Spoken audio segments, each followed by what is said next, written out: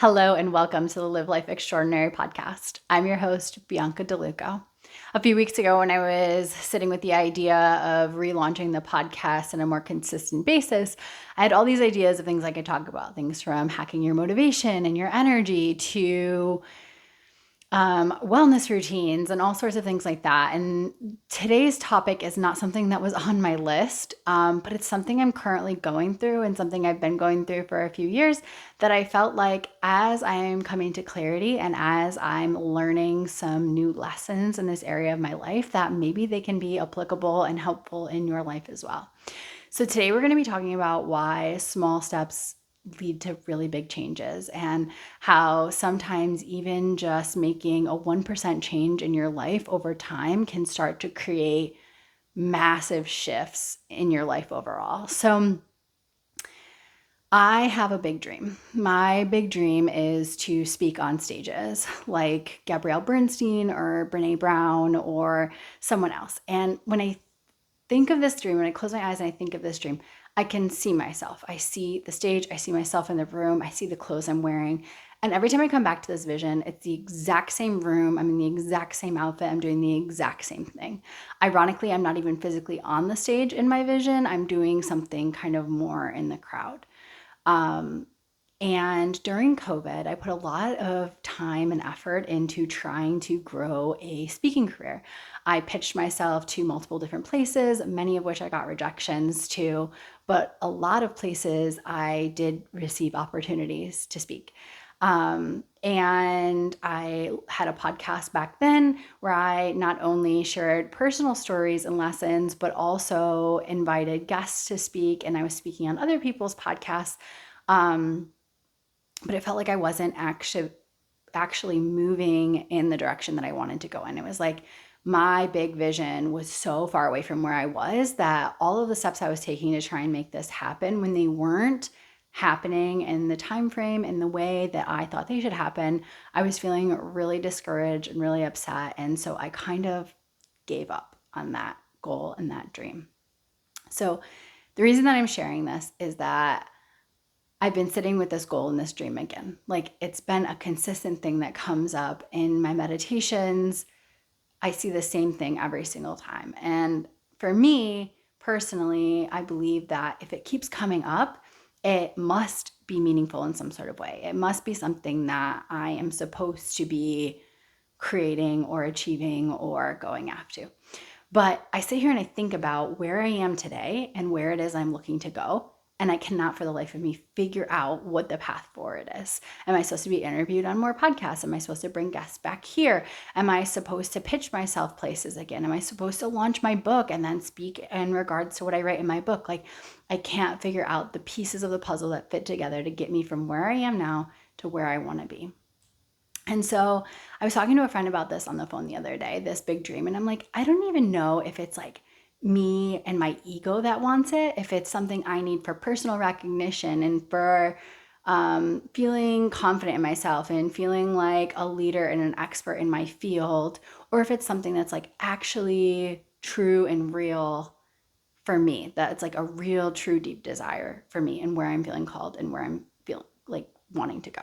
And I talked about part of my resistance in actually moving forward with this is that a couple of things. One, that I tried so hard before and it didn't happen. And I was really disappointed. And when I was really disappointed, I gave up really quickly.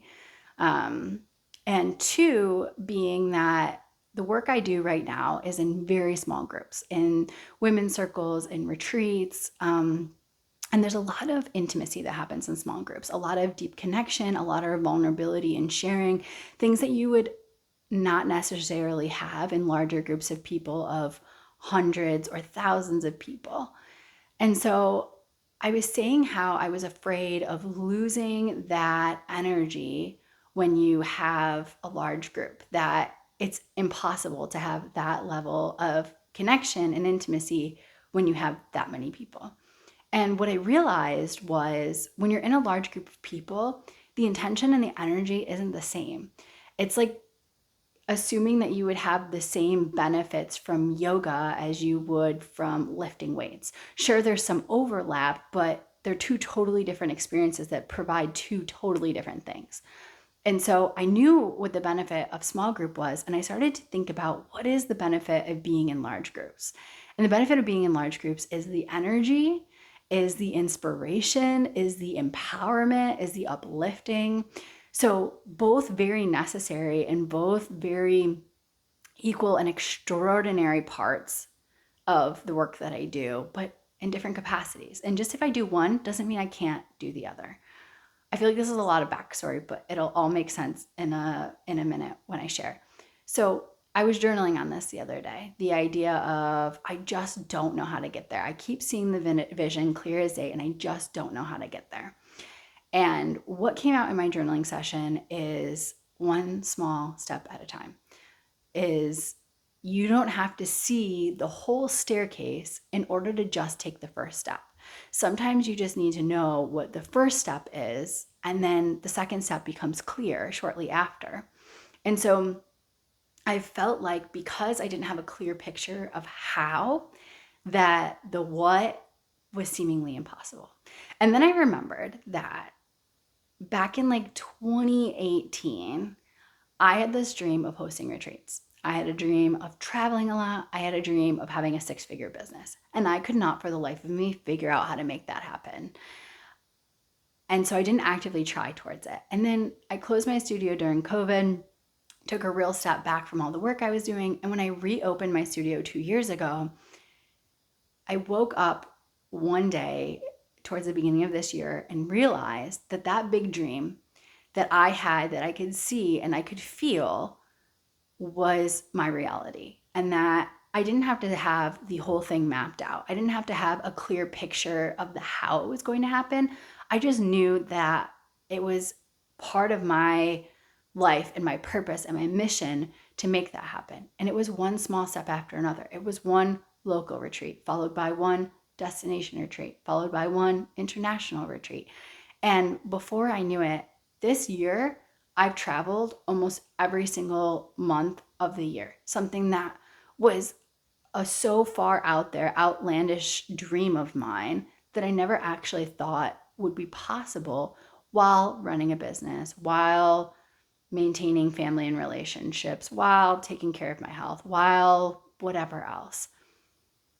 And I realized if I look back right now on the last handful of years that have gotten me to that place where it was just a dream, to this place now where it's full reality, I couldn't tell you all of the steps that I've taken that fell into perfect place to get me to this place. And so if in hindsight, in retrospect, I can't look at the last several years of my life and pinpoint each of the steps that got me from point A to point B, it would be ludicrous to think that I can picture all the steps from point B to point C.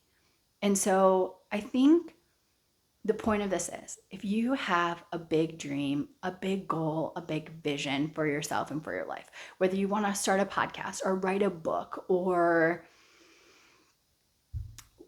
create art or launch a career in music or whatever it is that you feel like you want to do and you can't figure out how to do it, the best advice I can give you is to listen to your intuition and follow where you feel called to go each and every day.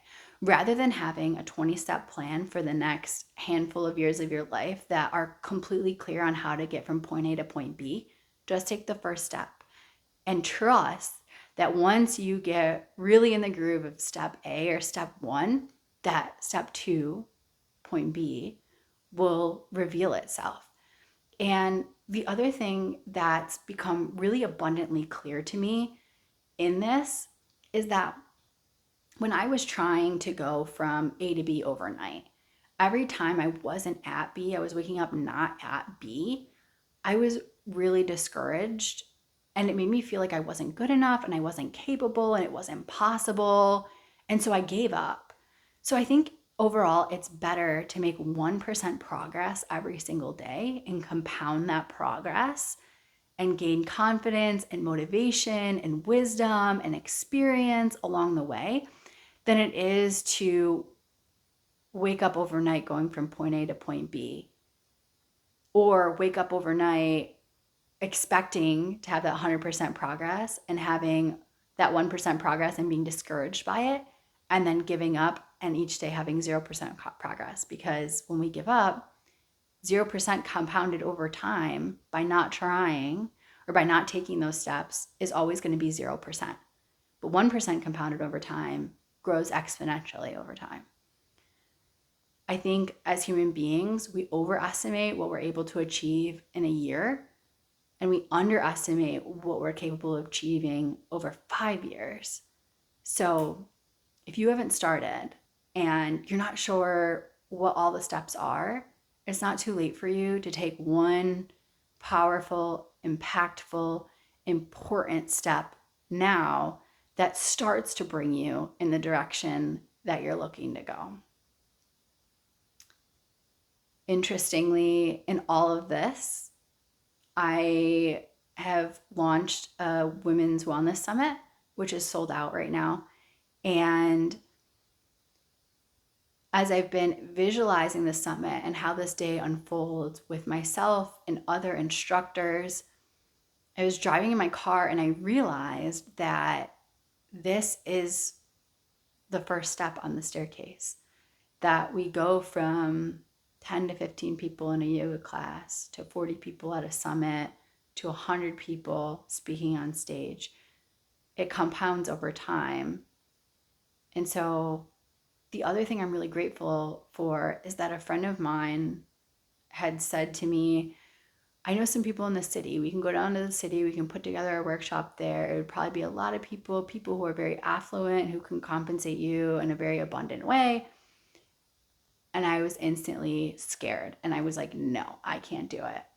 Which was interesting for me because I sat there and I'm like, you have this dream and this goal and this vision that you've been discouraged by not reaching. And now an opportunity presents itself and you're like, hard stop. I'm not interested in doing it. Why is that? And I think part of it is as we're growing in life and as we're getting closer to those big dreams and those big visions, if your nervous system isn't ready for it, you're going to self-sabotage. If you feel not good enough, if you feel incapable, if you don't feel intelligent enough, if you don't feel prepared enough, or like you have the right skills or whatever it is, going from point A to point C is like too much of a shock to our system. And that's where we self-sabotage. That's where we say, no, I'm okay, I'm not going to show up. Or we goof up in what we say, or we fall short. So I think truly that those tiny, minuscule, almost undetectable, small steps that we can take that move us towards where we're looking to go, gives us the opportunity to grow alongside of our dream or vision. It gives our knowledge an opportunity to grow, our skills an opportunity to grow, our confidence, our community, all an opportunity to grow along with us as we're moving in that direction.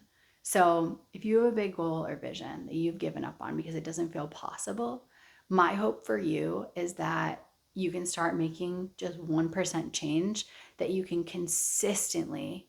I heard this quote a long time ago that said, it isn't what we do occasionally that matters, it's what we can do consistently that matters most. So it doesn't matter if you can occasionally create a podcast episode or occasionally write a few chapters of your book.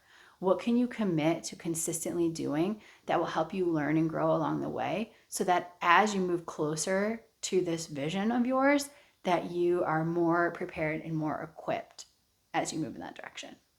So I, for the very first time in my life, am at peace with where I am and the knowing of where I'm going without knowing how I'm going to get there, but trusting that my skill set and my lived experience and my perspective on life and my intuition are enough to very gently and easily move me in that direction.